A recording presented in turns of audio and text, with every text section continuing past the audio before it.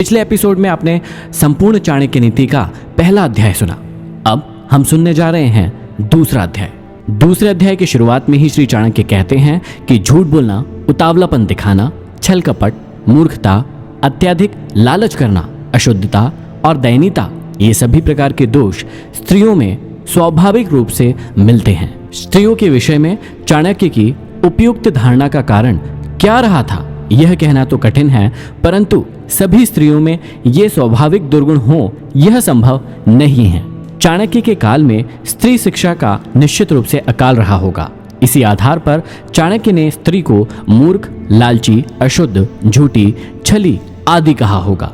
लेकिन दयाहीनता की भावना स्त्री का स्वाभाविक दोष नहीं माना जा सकता। चाणक्य कहते हैं कि भोजन करने तथा उसे अच्छी तरह से पचाने की शक्ति हो तथा अच्छा भोजन समय पर प्राप्त हो, प्रेम करने के लिए अर्थात रति सुख प्रदान करने वाली उत्तम स्त्री के साथ संसर्ग हो, खूब सारा धन और उस धन को दान करने का उत्साह हो, ये सभी सुख किसी तपस्या के फल के समान होते हैं, अर्थात कठिन साधना के बाद ही ये सुख प्राप्त होते हैं।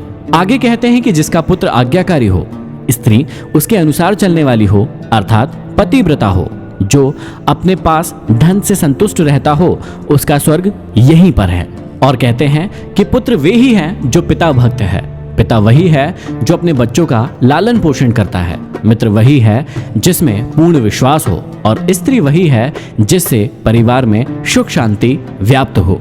जो मित्र प्रत्यक्ष रूप से मधुर वचन बोलता हो और पीठ पीछे अर्थात अप्रत्यक्ष रूप से आपके सारे कार्यों में रोड़ा अटकाता हो, ऐसे मित्रों को उस घड़े के समान त्याग देना चाहिए जिसके भीतर विष भरा हो और ऊपर मुंह के पास दूध भरा हो।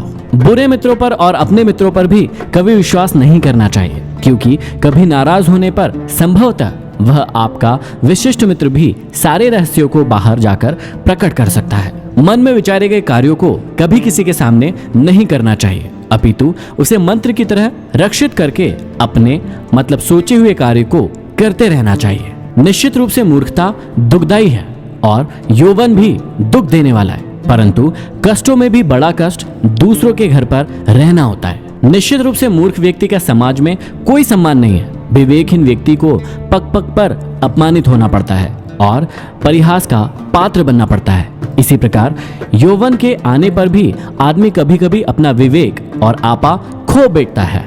जवानी में आदमी का जोश और उत्साह तो खूब बड़ा चढ़ा होता है, पर वह अपना होश भी खोए रहता है। उसमें अपनी शक्ति का अहम इस कदर बढ़ जाता है कि उसे अपने सामने वाला व्यक्ति तुच्छ दिखाई देने लगता है। चाणक्य का कहना है कि किसी को विवशता में जब दूसरे के घर पर निर्भर रहना पड़े तो उसका अपना वर्चस्व समाप्त हो जाता है। उसे दूसरों की कृपा पर निर्भर रहना पड़ता है, उसकी स्वाधीनता नष्ट हो जाती है और यही उसके दुखों का सबसे बड़ा कारण होता है। आगे चाणक्य कहते हैं कि हर एक पर्वत में मणि नहीं होती है और हर एक हाथी में मुक्तामणि नहीं होती है। साधु लोग सभी जगह नहीं मिलते और हर एक वन में चंदन के वृक्ष नहीं होते हैं।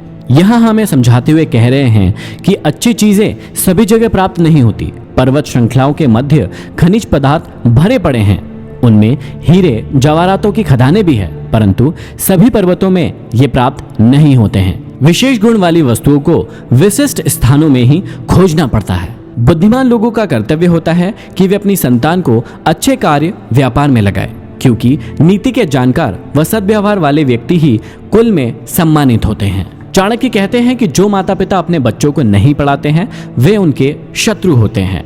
ऐसे अपढ़ बालक सभा के मध्य में उसी प्रकार शोभा नहीं पाते जैसे हंसों के मध्य में बगुला शोभा नहीं पाता।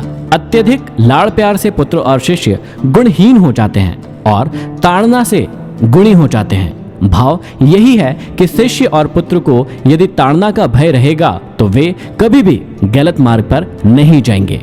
आचार्य चाणक्य कहते हैं कि एक श्लोक, आधा श्लोक, श्लोक का एक चरण, उसका आधा अथवा एक अक्षर ही सही या आधा अक्षर प्रतिदिन जरूर पढ़ना चाहिए। कहने का अर्थ है कि शिक्षा से ही लोक व्यवहार का रहस्य प्रकट होता है, इसलिए हमें हमेशा पढ़ते रहना चाहिए।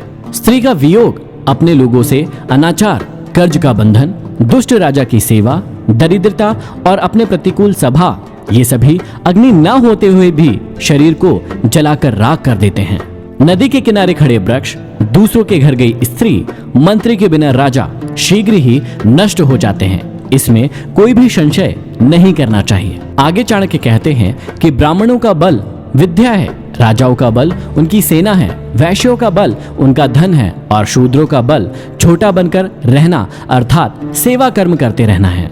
आपको इन बातों का भी ध्यान रखना चाहिए कि वैश्या निर्धन मनुष्य को, प्रजा पराजित राजा को, पक्षी फल रहित वृक्ष को व अतिथि उस घर को जिसमें वे आमंत्रित किए जाते हैं को भोजन करने के पश्चात छोड़ देते हैं। ब्राह्मण दक्षिणा ग्रहण करके यजमान को, शिक्षक विद्या अध्ययन करने के उपरांत अपने गुरु को और हिरण जले हुए वन को त्याग देते हैं। इस श्लोक में चाणक्य ने कहा है कि किसी प्रयोजन के लिए यदि कोई व्यक्ति किसी के पास जाता है तो उसे कार्य पूरा होते ही वह स्थान छोड़ देना चाहिए। उद्देश्य पूर्ति के बाद वहां रुकना किसी भी दृष्टि से उत्तम नहीं है। बुरा आचरण अर्थात दुराचारी के साथ रहने से, पाप दृष्टि रखने वालों का साथ करने से अर्थात अशुद्ध स्थान पर रहने वालों से मित्रता करने वाला शीघ्र ही नष्ट हो जाता है। बुरी संगत का सदैव बुरा असर पड़ता है। यहाँ चाणक्य ने इसी और ध्यान खींचा है। चाणक्य समझाते हैं कि मित्रता हमेशा बराबर वालों में ही शोभा पाती है। नौकरी राजा की अच्छी होती है, व्यापार में कुशल व्यापारी और घर में सुंदर स्त्री शोभा पाती है। मित्रता कभी भी दो स्तर वालों में सफल नहीं होती है। एक सा स्वभाव, एक समान समाज में जीवन स्तर, एक से कर्म दो व्यक्तियों के बीच में मित्रता के आधार हो सकते हैं। नौकरी हमेशा सरकारी अच्छी होती है क्योंकि इसमें स्थायित्व होता है। जो व्यापारी चतुर और व्यवहार कुशल होता है वह इस समाज में सम्मान का पात्र होता है और सुंदर स्त्री घर में ही शोभनीय होती है। ये आप सुन रहे थे चाणक्य नीति का दूसरा अध्याय।